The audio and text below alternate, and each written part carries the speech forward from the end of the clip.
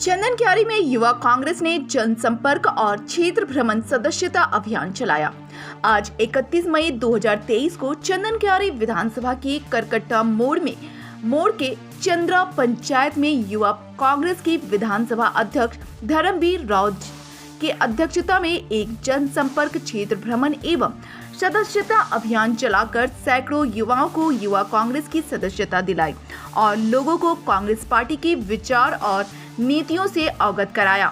मुख्य अतिथि के तौर पर उपस्थित जनता के बीच कांग्रेस पार्टी के राष्ट्रीय प्रवक्ता मयूर शेखर ने और युवा कांग्रेस के प्रदेश अध्यक्ष अभिजीत राज ने भाजपा सरकार की जन विरोधी राजनीति के विषय में लोगों को रूबरू कराया। चाहे वो हमारे देश के राष्ट्रपति द्रौपदी मुर्मू को संसद भवन उद्घाटन में शामिल नहीं करने की बात हो, चाहे वो देश के गोल्ड मेडलिस्ट विनेश फोगाट जैसी पीड़िता की बात हो, चाहे इस देश के दलित और पिछड़ों की बात हो। इस प्रोग्राम में युवा कांग्रेस के प्रदेश महासचिव आशुतोष राय मौजूद रहे और संचालन उन्होंने किया। कमेटी का विस्तार किया गया और जुनेद आलम को प्रखंड अध्यक्ष नियुक्त किया गया। कार्यक्रम में बोकारो युवा कांग्रेस के जिला उपाध्यक्ष और चंदनक्यारी के प्रभारी कृष्णतांती, महासचिव मोहम्मद रफीक, मोहित कुमार समेत सैकड़ों युवा शामिल हुए। इस मौके पर चंद्र पंचायत के सैकड़ों लोग मौजूद थे।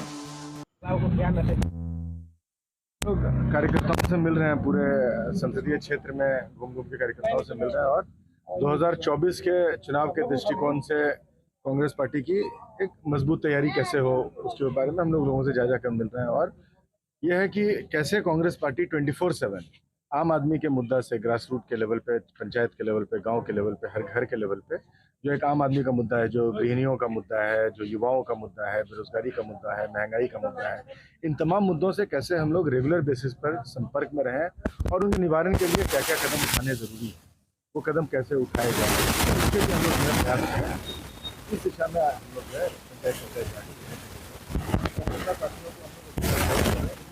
घरों में जाए और लोगों से सीधा संवाद स्थापित करें, जो कि 2024 के चुनाव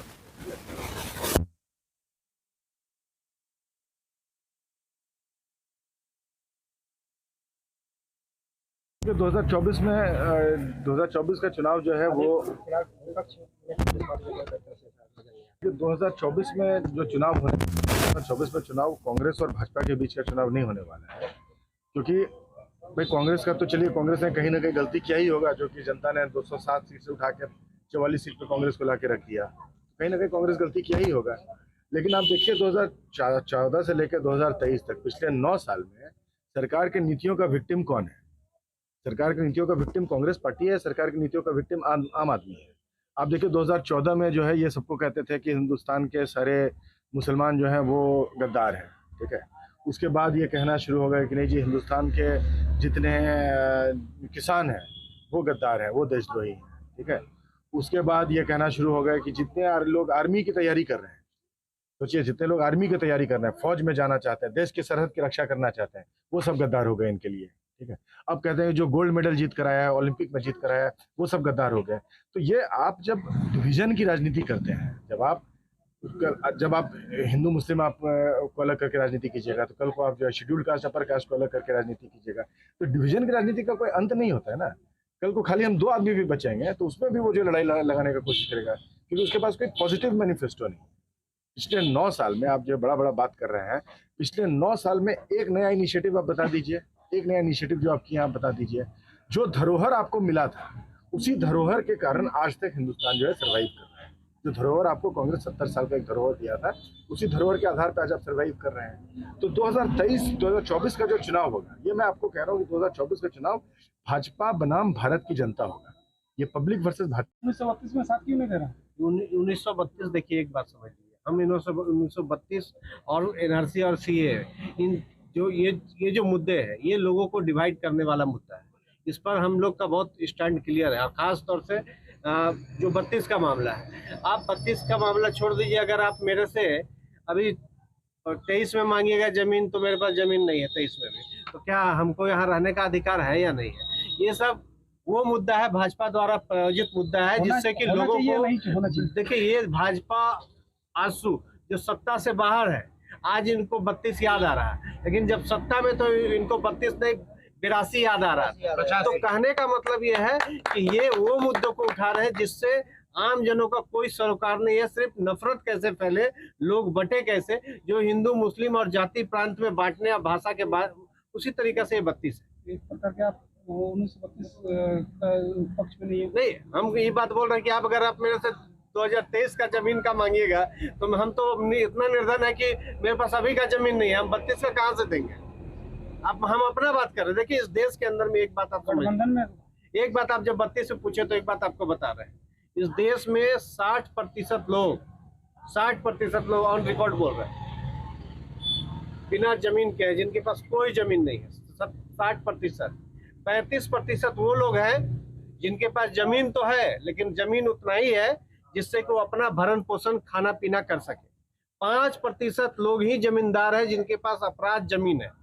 इसलिए देखिए अगर इसके डिस्कशन में आप जाइएगा तो बहुत कुछ है फिर बात करने के लिए, फिर ये समय नहीं है, फिर बहुत सा सरकार के साथ मोनोपोली बनाना पड़ेगा। 32 का खतियान का छोड़ दीजिए, 32 के खतियान के ही मुख्यमंत्री है।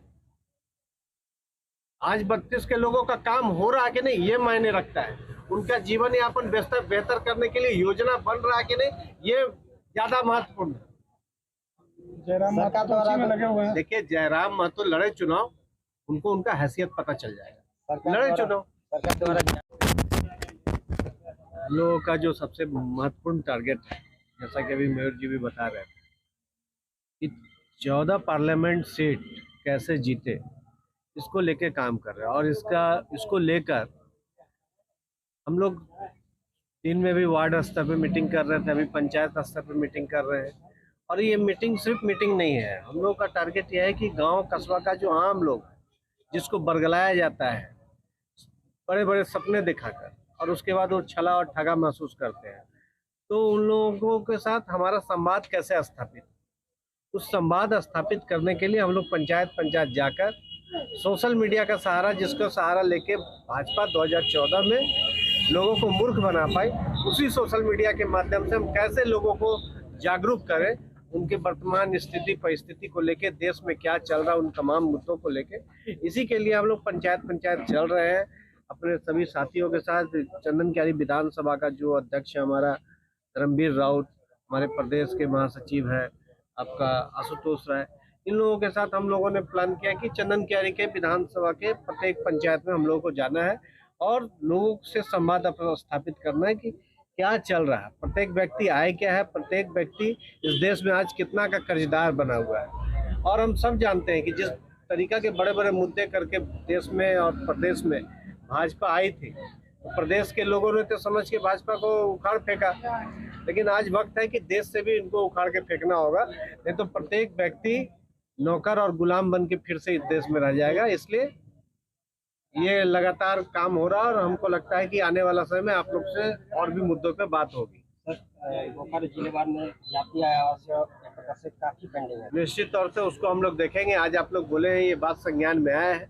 अगर इस तरह का कोई साथी आपको मिलता है तो हम लोगों को बताइए। प्रांत में सबसे ज्यादा बोकारो जिले में कोई नहीं, अगर उस तरह का जो भी भुक्तभोगी साथी है उनको आप लोग मिलवाइए। यहाँ पे धर्मवीर राउत जी हैं, आशुतोष जी बोकारो से आते हैं, धर्मवीर जी चंदन क्यारी से, बाकी हम लोग धनबाद से। तो इस तरह का सर्टिफिकेट के लिए दफ्तर भटकते हैं, लेकिन यहाँ के अंचलाधिकारी एक प्रकार से जात